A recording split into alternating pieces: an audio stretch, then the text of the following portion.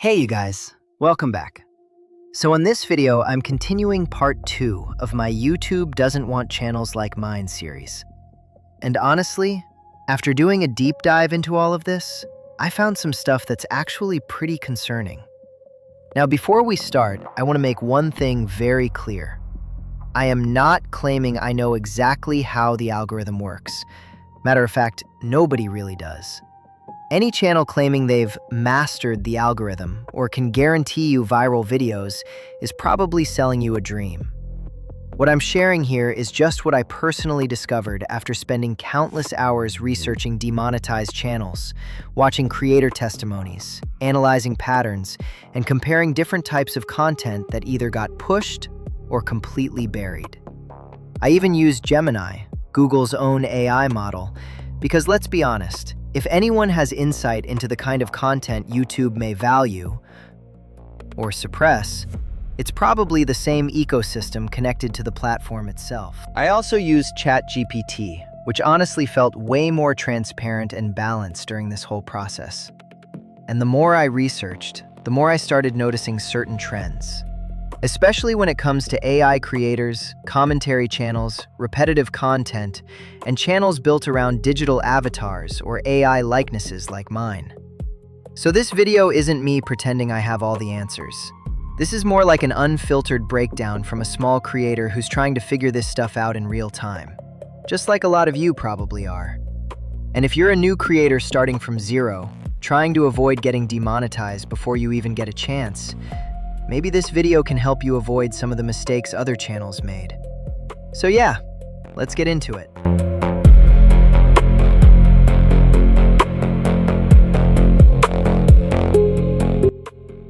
When I first started this channel, it actually began with these animated parody music videos. I'd make these little 3D Pixar-style cartoon characters. Then I'd take an existing song, rewrite the lyrics into something funny or original, record my own vocals, and use AI tools to help produce the final track. And honestly, at the time, I thought it was one of the coolest things ever. You could literally turn an idea in your head into a fully animated music parody in like a couple hours. Something that would have taken an entire studio years ago was suddenly possible from a bedroom computer. Now obviously there's a lot of debate around AI music and parody content today, but back then I was just experimenting, learning editing, learning storytelling, and trying to make people laugh. So before we continue talking about demonetization and YouTube cracking down on certain types of content, let's actually look at a quick example of one of those videos. The name Dame Yabba Yabba Yabba Bubba Baba Nana Fana Fofa Ba Fi Fan Momaba Yabba Shale Shale Shale Bobali Banana Fana Fofali Fi Fan Momale Shale. Come on everybody, I say now let's play the game. I bet you I can make a rhyme out of anybody's name, the first letter of the name. So is something like that automatically going to trigger YouTube's AI systems and get flagged? The answer is not really, at least not in the way people think. The character is very obviously animated and not pretending to be a real human. So right away that removes a lot of the concern around deceptive AI content. It's clearly parody, clearly stylized, and clearly artificial. Now yes, it still technically involves AI tools, and depending on the music source, it can also trigger copyright systems. But honestly, copyright claims by themselves usually are not the end of the world, especially for smaller channels early on. The bigger issue is what happens later when you apply for monetization, because this is where things start getting kinda murky. YouTube may start asking questions like, is this transformative enough? How much original effort was involved? Is the content repetitive? Is the music reused too heavily? And most importantly, does this feel authentic or mass-produced? So it becomes this weird good and bad situation. On one hand, AI lets small creators make insanely creative content they never could have made before. But on the other hand, the more automated the process looks, the the more risky it may become once monetization enters the picture. Now let's move to example number 2. This one's a little different. Instead of a fully cartoon character, this is my human counterpart, basically a realistic digital version of me singing a song generated with Suno and then heavily edited afterward. The name Dame Yabba Yabba Yabba Bubba Baba Nana Fana Fofa Ba Fi Fa Moma Ba Yabba Shali Shali Shali Bobali Banana Fana Fofali Fi Fa Momali Shali. Come on everybody, I say now let's play the game. I bet you I can make a rhyme out of anybody's name. Pretty cool, right? So that right there is basically my real AI twin, a digital version of me built around my actual likeness. Now let's talk about the consequences of content like that. First off, that kind of video instantly enters what people call the uncanny valley. It looks human, but it's AI generated. And even though creating something that realistic takes a ridiculous amount of time, editing, training, tweaking, voice work, and experimentation, the algorithm honestly does not care how hard you worked on it. That's the part I think a lot of creators don't fully understand yet. YouTube's systems are not judging effort. They're judging risk, authenticity, advertiser comfort, and whether the content feels synthetic or mass-produced. And because both the visual character and the music are AI-assisted, that type of video gets way more scrutiny from YouTube compared to something clearly animated or obviously fictional. Now, legally and policy-wise, you're also supposed to label that kind of upload as altered or synthetic content. You know that little checkbox YouTube asks you about during upload? Yeah, that's the one. And here's where it gets complicated. Can a video like that technically be monetized? Probably. Can it also get flagged, limited, or suppressed by the algorithm? Absolutely. Because from the platform's perspective, hyper-realistic AI humans mixed with AI music sits in a very gray area right now. Especially if the system starts viewing the content as repetitive, automated, misleading, or low authenticity, even if that's not your intention at all. And honestly, I think that's where a lot of creators are getting blindsided. Not because their content is bad, but because the systems reviewing it may already associate certain AI formats with spam channels, fake engagement farms, or low-effort mass-uploaded content. So now, let's look at the talking head version. 7 signs of a stupid person. You might want to save this and pass it along to someone that needs to hear it. 1. Constant need to be right. These individuals struggle to consider other perspectives or admit mistakes. So yeah, that was basically my channel. And those were the problems I started running into before I even really got started. I mean, let's be honest here. I'm not some giant creator. I've got like 75 subscribers, maybe 30 views a video if I'm lucky. And half the time, the only consistent comments come from like one loyal person. And honestly, I appreciate that person more than they probably realize. But that's exactly why I decided to pivot early. I deleted a bunch of videos, changed direction, and started trying really hard to stay within these new policy changes, as vague, gray, and honestly ambiguous as they may be. Because the reality is, I'd rather adapt now than build an entire channel around a format YouTube may eventually wipe out overnight. And after all this research, here's basically the conclusion I came to. I don't think YouTube hates AI. I think YouTube cares about how you use AI. There's a huge difference between using AI as a creative tool versus building content that feels automated, deceptive, repetitive, or synthetic first. And personally, I would stay far away from realistic human avatars as your main content format right now.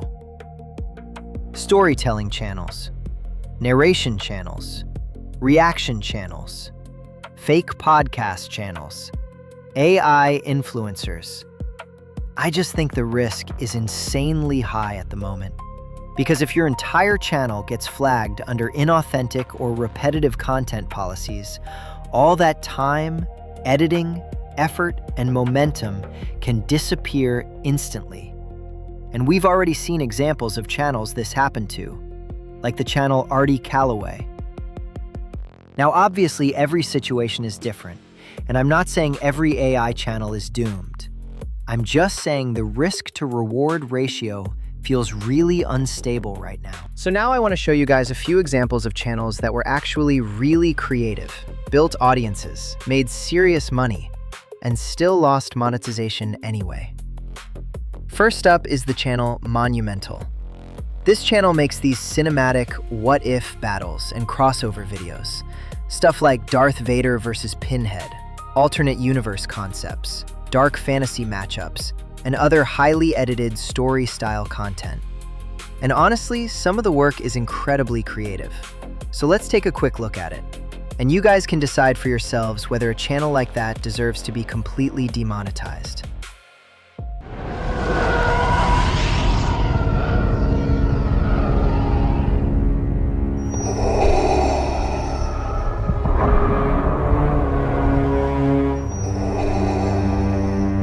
Lord Vader. The recon team has returned from Moraband. The lower sanctum was located beneath the ruins, just as the archives suggested. And what about the device? The object has been successfully apprehended, and their shuttle is docking as we speak. Has it been handled? The team has maintained minimal contact as ordered, and the science division is standing by. They are prepared to take the device to the laboratory for analysis upon docking. No. The device will not be analyzed by technicians. Bring it to my chambers. The Emperor's directive was to begin analysis immediately once it arrived on board. I am aware of the Emperor's directive. Yes, of course, my lord. Ensure it remains sealed and untouched. It shall be delivered to your chambers at once, Lord Vader. For Vader and Pinhead to encounter one another, the lament configuration must be involved. A small, intricate puzzle box of impossible geometry, the lament configuration is an ancient gateway, one that summons beings who do not simply kill their victims, but judge them. In our story, the lament configuration exists not only in our... So yeah, Monumental's videos are pretty awesome, right? The amount of actual human work involved in those videos is honestly mind-blowing. The editing, storytelling, effects, pacing, sound design. You can tell there's real passion behind it. And personally, I love the channel. He takes all these iconic heroes and villains we grew up with and throws them into these cinematic what-if scenarios that honestly feel like fan-made movies. But sadly, the channel still got demonetized. And we're not talking about some tiny channel either. Over 150,000 subscribers, hundreds of thousands of views, sometimes over 500,000 views per upload. So what happened? Well, this is where I think people misunderstand the situation. AI probably was not the main problem here. The bigger issue, at least from my perspective, is the use of heavily licensed intellectual property from massive companies. Disney, Marvel, Star Wars, horror franchises, movie studios, and a ton of other recognizable characters. Now, whether the content was transformative enough or not, I honestly can't say. I'm not a lawyer, and I don't know exactly what YouTube flagged internally. But what I do know is this.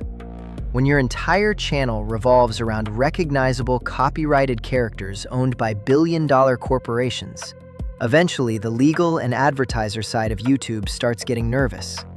And once the system starts viewing the channel as risky, whether because of copyright concerns, reused character assets, or franchise dependency, the algorithm can hit hard. And that's kind of what seems to have happened here. Boom, monetization gone. Which honestly sucks, because you can clearly see there was real creativity and effort involved. But again, effort alone doesn't always protect a channel anymore. So now, let's look at another example. Surrounded by friends and family. That's most people's choice of how they'd like to leave this world. In their sleep, maybe? Or smiling at the ceiling with the sun on their face and the sound of grandchildren laughing in another room. Golden years. A legacy. A life full of meaning, pride, closure. All those things people tell themselves they'll have when the end finally taps them on the shoulder. Me? Well, all that went out the window the moment I downed that bottle of pills and that half a bottle of whiskey. Cheap shit, too. Burned on the way down. Almost made me puke before the real nausea even kicked in. It wasn't planned, really. Not the kind of thing I've been stewing on for years like some people do. So that was Nightmares Nightly. Honestly, one of my favorite channels to throw on at night. Does anyone else do that with ASMR type content? Sometimes I'll listen to ocean waves, winter storms, rain hitting windows, stuff like that just to relax or fall asleep. But in Nightmares Nightly's case, this guy is an actual human voice actor. He writes his own horror stories, narrates them himself, edits everything together, and builds this whole atmosphere around the storytelling. So what do you think YouTube's systems probably nailed him for? Most likely, inauthentic content, repetitive content, low visual variation. Because visually, there's not a ton happening on screen. Sometimes it's just a looping background, slow movement, ambient visuals, or simple animation. But that's literally the point. People aren't watching those videos for constant visual stimulation. They're listening to them. It's basically modern radio storytelling mixed with ASMR and horror narration. But the problem is, the algorithm doesn't experience content like a human being does. It's not laying in bed at 2 a.m. listening to creepy stories with headphones on. It's analyzing patterns, pixels, movement, retention graphs, visual repetition, screen changes. And because of that, hundreds, maybe thousands of channels in that style reportedly started getting flagged, limited, or demonetized over time. Which honestly sucks, because you can tell the guy put a ton of effort into his content. And this is where things start getting really confusing with YouTube's AI systems. Because now we move to another example that almost completely breaks the logic people think the algorithm follows. The next example is Gorlick Bread. He's basically a Goral World reaction creator. And if you don't know what Goral World is, honestly, you're probably better off staying innocent. Anyway, his channel on paper should trigger every possible warning sign to the algorithm. Minimal visuals, static backgrounds, long-form commentary, repetitive topics, reaction-style content, very little on-screen movement. Half the time, it's literally just a background image while he talks about the latest drama involving foodie beauty and the surrounding internet chaos. And yet somehow, channels like this can still survive, grow, and sometimes even thrive. So now the question becomes, what actually matters to the algorithm anymore? Because at this point, even I'm confused. So let's watch Gorlick's example. What is going on, guys? Welcome back. Commentary for you. So I mentioned in my recap last night, I didn't want to specifically talk about this, but what I've decided to do is bring it up now in the context of Chantal going through some stories. And there's a little bit of rewriting history here, but the more I understand people in this community, the more I realize that some of you... So yeah, I'm not trying to trash Gorlick Bread's channel or anything, because honestly, I watch him pretty regularly myself just to keep up with all the chaos going on in Goral World. But I'm using his channel as an example because it perfectly shows how confusing YouTube's algorithm can be. Because according to everything people claim the AI system looks for, repetitive visuals, static backgrounds, commentary formats, minimal editing, recycled topics, Garlic Bread's content should technically trigger every red flag imaginable. And yet, he's fully monetized. Which again proves my point. Nobody actually knows exactly what the system prioritizes anymore. Now, next up is another creator in that same orbit, Foodie Beauty. And if you don't know who she is, honestly, consider yourself lucky. Now, obviously, this is just my opinion, but I personally find a lot of her content incredibly toxic. There's constant controversy, constant drama, offensive comments, unhealthy behavior, rage streams, manipulation arcs, and non-stop internet chaos surrounding that channel.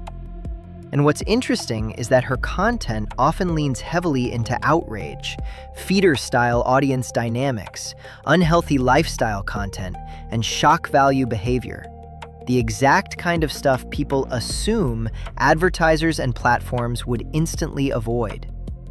But despite all that, the channel continues to exist and draw attention, and she's fully monetized.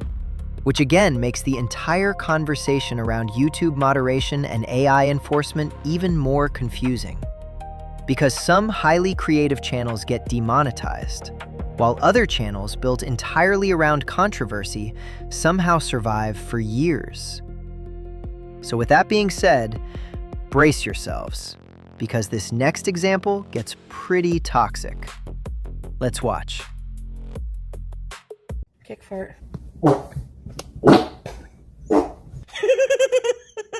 They deserve it. And the only reason I'm addressing this is because they came for me first.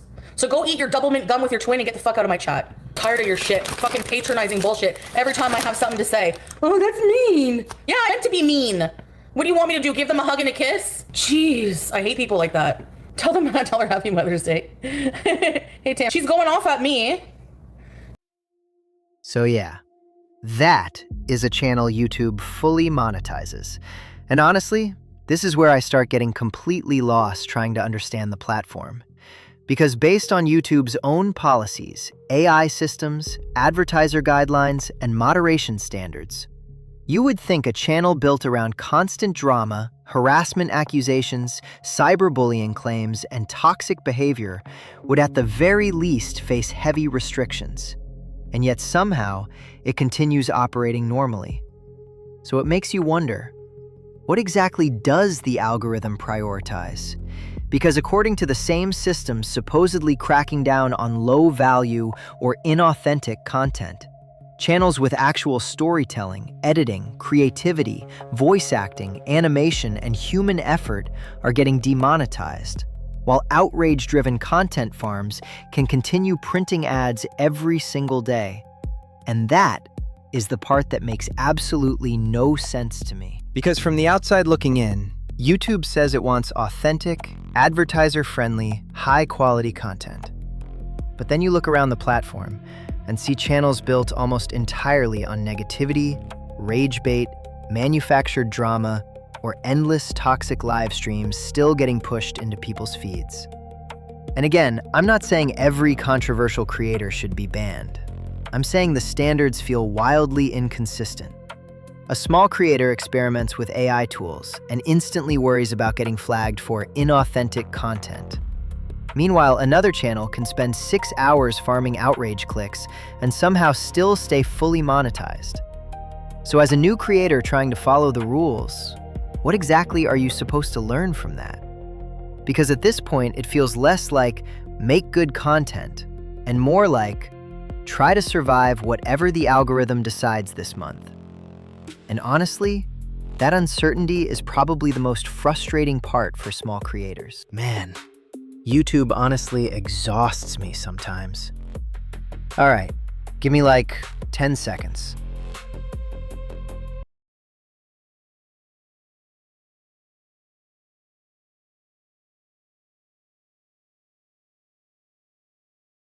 All right, I'm back. So after all this research, all these examples, and all these hours looking into demonetized creators, I think I finally realized something important. The algorithm is not human. It does not understand intent. It does not understand satire. It does not understand effort. It does not understand creativity the same way people do. It understands patterns. That's it.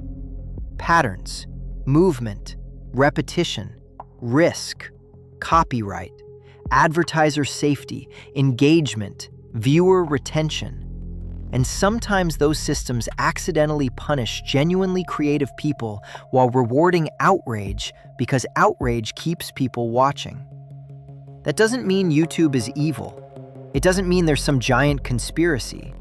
It just means the platform has become so massive that a lot of moderation is now handled by automated systems trying to make split-second decisions on billions of videos. And honestly, I think we're living through the awkward growing pains of AI moderation in real time. So if you're a small creator watching this wondering, should I even bother anymore? My answer is yes, but be smart. Use AI as a tool, not a replacement for creativity. Try to build something authentic. Avoid overly deceptive content. Avoid hyper-realistic fake humans. Avoid spam formats. And most importantly, build a channel you actually enjoy making. Because trends die, algorithms change, policies evolve. But if you actually enjoy your content, at least the process won't make you miserable. And honestly, that's kind of where I'm at right now. I'm still experimenting, still learning, still probably making mistakes. But I'd rather adapt early than wake up one day with my entire channel deleted because I ignored the warning signs. Anyway, guys, that's pretty much my deep dive into the YouTube AI situation. If you made it this far, seriously, thank you for listening to my rambling insanity. And if you're another small creator trying to figure this mess out too, good luck. Because we're all basically beta testing the future of content creation together right now. All right, guys, I'll catch you in the next one. Bye.